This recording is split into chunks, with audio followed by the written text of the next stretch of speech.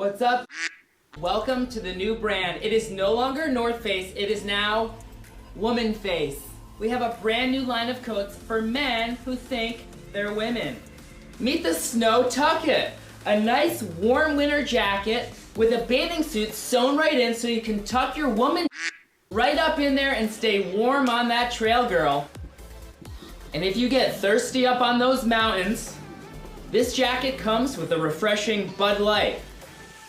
Oh! Only available at Target. More like Target. Oh. So this June, come out, drop your kids off, and let us take them up the trail for a little Brokeback Mountain. Woman Face. We take pride in isolating 99% of the country. It's pretty right? It's right?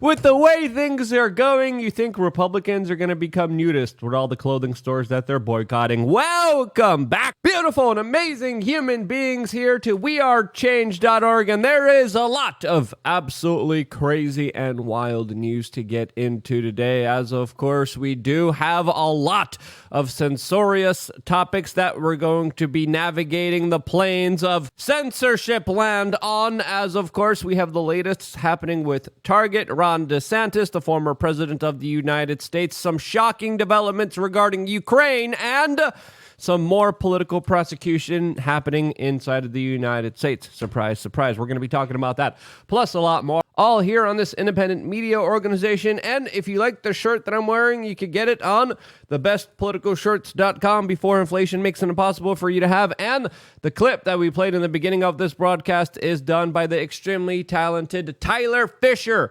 He's a comedian. We're going to link his YouTube channel down in the description below so you could subscribe to his YouTube channel.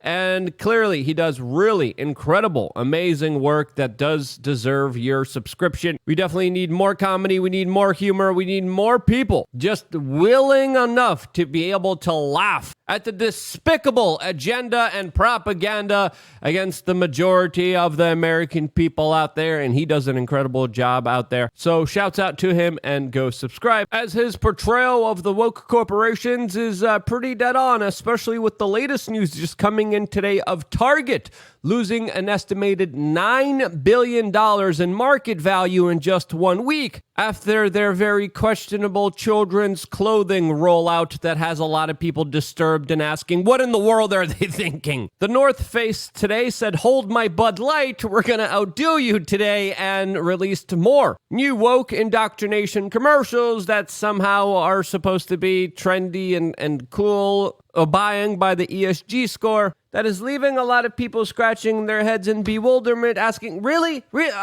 Come on. This is getting a little bit too ridiculous here, to say the least, and it's probably going to get a lot more ridiculous from here. This, as of course, another major corporation under attack by completely different forces is Twitter. That's in the news today for allegedly a botched rollout of the Ron DeSantis presidential election campaign that happened yesterday on Twitter Spaces after 5 app crashes for most people, a 26-minute delay, and a very robotic, low-energy Ron DeSantis announcing that he's going to be somehow the next president of the United States. An announcement that actually brought the left and right together to protest him. Very interestingly, outside of the Four Seasons in Miami, Florida, there was left-wing protesters and right-wing protesters joining together, holding hands against the governor of Florida, announcing that, quote, no one wants DeSantis. This as there's also a lot of corporate attacks against him and the social media platform that he chose to announce his presidential candidacy on, as the New York Times, CNN, Fox, The Verge all attacked these individuals for the technical issues that arose. And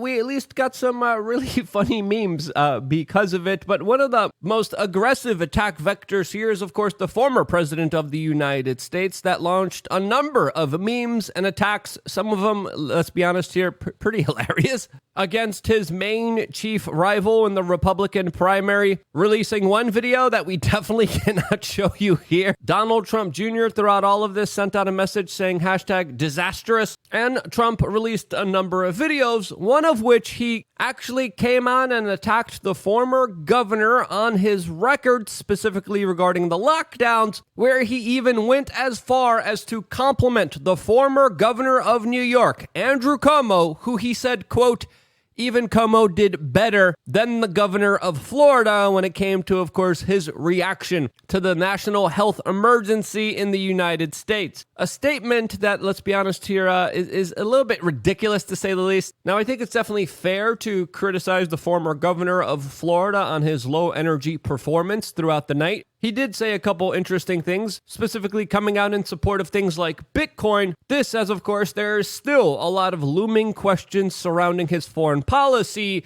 which I'm ever so patiently waiting to ask the governor of Florida about myself. This, as of course, the geopolitical situation has become a lot more dangerous and complex, especially over the larger proxy war between the East and the West. All of this as the president of Russia has just announced that the neo-colonial world order will end. All of this as the U.S. State Department is announcing another potential weapon sale to Ukraine worth $285 million that will forever indebt Ukraine and put them into the pockets of BlackRock and other larger financial institutions like Goldman Sachs that have already put their fangs into their country for their own personal enrichment. This, as today we're also finding out that Russia has just announced that they're moving their nuclear weapons to Belarus, a major escalation of the conflict there that, of course, endangers not just the people of Europe, but the people of the world. All of this as the Wagner mercenaries are set to, of course, leave the very key strategic city of Bakhmut, which the Ukrainians just lost, announcing that they will be handing it over to the Russian military, as Yevgeny Prigozhin has been making some very interesting declarations about this country, even hinting at the possibility of another Russian revolution.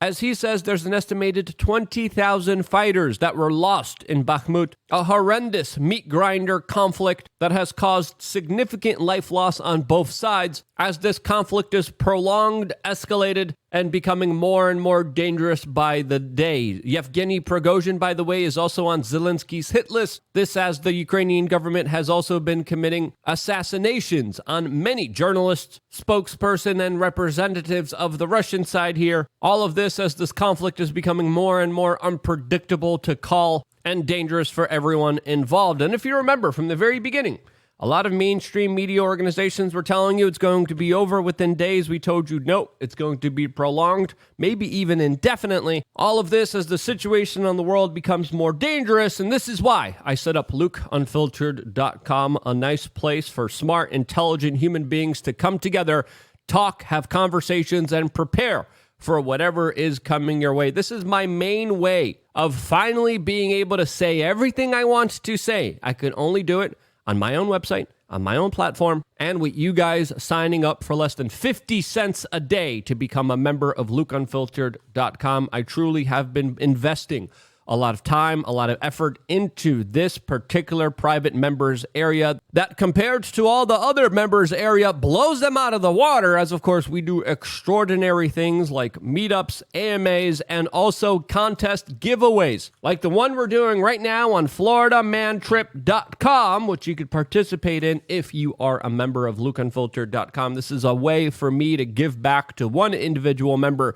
If this goes well, we might do it once a month. We got a lot of offers, a lot of incredible things, a video for you almost every single day available to you on LukeUnfiltered.com, and I will see you there right after this broadcast, as of course we have a lot of very important things to get into. This as the political prosecution of people looks like it's getting out of hand here in the United States, as one of the things that the Florida governor has just announced that he, on his first day in office, would pardon January 6th defendants that he believes have been political prosecuted, including members of the public, all the way up to the former president of the United States himself, Donald Trump, that has been launching attacks on him.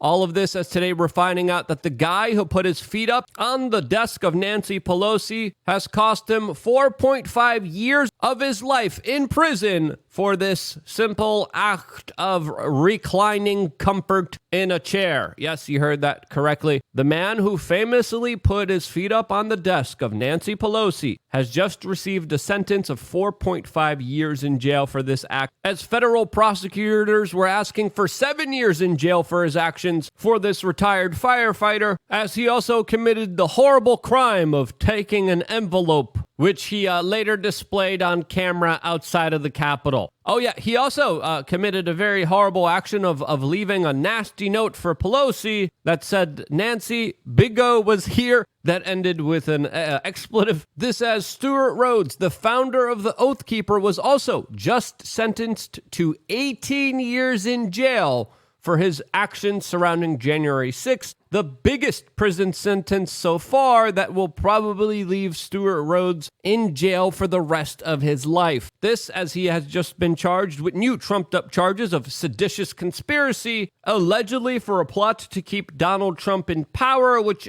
obviously didn't work and is nonsensical on its own kind of merits, because that's not how the government works. You don't go into a government building and then magically the government all falls in line for the person who ever entered this building. That's not how things work. And either we're dealing with one of the most idiotic criminals in the history of mankind, or we're dealing with trumped up charges. And what do you think happened here? Well, I think it's fair to speculate that the U.S. government and the prosecutors here were definitely looking to make an example out of Stewart Rhodes. And for this loosely vague term, seditious conspiracy, to be used here, definitely shows you that they were reaching here, to say the least, as of course, if there was some actual, real evidence of some kind of real, viable conspiracy, we would be hearing about it day and night on the corporate media. If there was some actual evidence of this potentially working somehow, without any gaslighting, without any propaganda, we would be hearing about it nonstop, and we haven't. And the judge whose sentence wrote here to say that he's an ongoing threat and peril to our democracy and the fabric of this country is a big extrapolation, to say the least. This, as prosecutors sought 25 years behind bars for Stewart Rhodes, asking specifically to even enhance terrorism sentencing penalties. This, as I think it's fair to say that we're definitely living in a two-tiered justice system, as of course California just a couple months ago released thousands of individuals who hurt children that were in jail, but of course heavily punish and enforce the letter of the law to the fullest extent possible against individuals that don't politically think the same ideas as the current political party in charge. All of this, as I think it's important to remember here, that at least 25 Americans were killed during the BLM protest, majority of which were never held responsible for their actions. And if we're going to be comparing riots and civil unrest, I think it's fair to say the one that burned down all the buildings, the one that actually killed people, to not have any political prosecution of that, but to fully punish these people is something that, of course, should raise alarms to a lot of people inside of the United States that are slowly seeing their country